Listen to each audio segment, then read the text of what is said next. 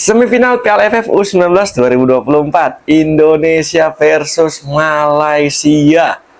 Ini harusnya pertandingan terjadi di babak final. Karena apa? Pertandingannya seru banget, menarik banget. Nggak ada tuh kamusnya main bertahan total, saling jual beli serangan, main ofensif, dan pergerakan antar lini di kedua tim ini benar-benar lumayan cair sepanjang pertandingan. Apalagi Malaysia tuh ya kan, biarpun bertindak sebagai tamu, tapi Malaysia biarpun kalah 1-0, bisa dibilang permainan secara keseluruhan nih, baik dari sisi pertahanan, main tengah maupun penyerangnya, ini bermain sangat-sangat rapi sepanjang pertandingan. Apalagi baik Malaysia tuh tampil cukup solid, ya cuma gara-gara kesalahan sedikit aja tuh di babak kedua, sehingga Buffon bisa mengacak-acak pertahanan Malaysia dan bisa bikin 1 gol ke gawang Malaysia dan menjadi satu-satunya gol di pertandingan tadi yang berawal dari skema corner kick.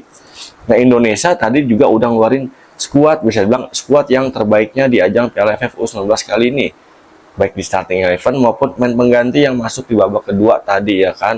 Di starting 11 iya sih nggak semuanya tampil on fire, kayak Caviatur tadi ada sedikit penurunan performanya dibandingin match-match sebelumnya pun begitu. Dengan pemain nomor punggung 7 tuh Vigo Dainis ya kan, dia juga agak sedikit menurun performanya.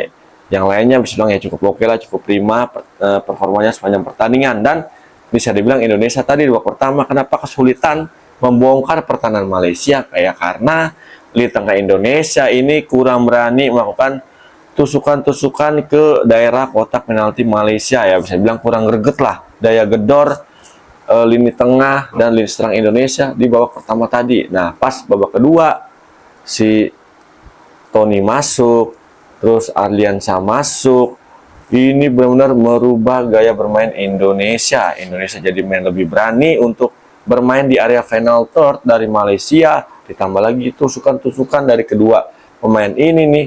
Ini benar-benar sangat-sangat merepotkan barisan pertahanan Malaysia. Dan Jens Steffen kelihatan banget ketika akan kakak ditarik di babak 2 digantiin, Jens Steffen jadi lebih cair pergerakannya. Karena apa? Jens Steffen berkali-kali sukses menarik beberapa pemain bertahan Malaysia untuk mengikuti pergerakan dia. Dan Indonesia punya beberapa peluang, tapi sayang banget belum ada satupun yang terjadi gol sebelum gol yang dicetak sama tadi tuh, sama Buffon di babak kedua. Dan kredit poin juga sih buat trio pertahanan Indonesia tadi, dengan main dengan 3 pola back sejajar, kayak Kadek, kayak Iqbal, terus kayak Buffon sampai pencetak gol tunggal di pertandingan tadi.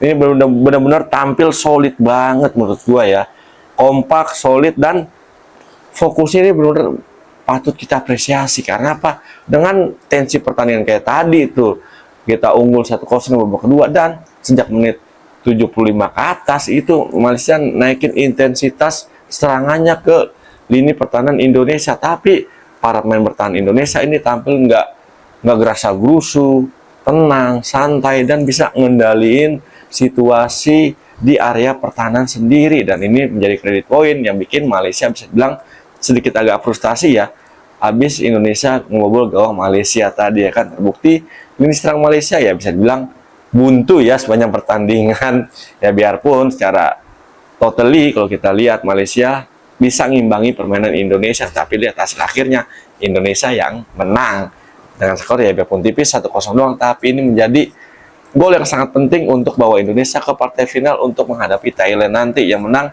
1-0 juga lawan Australia.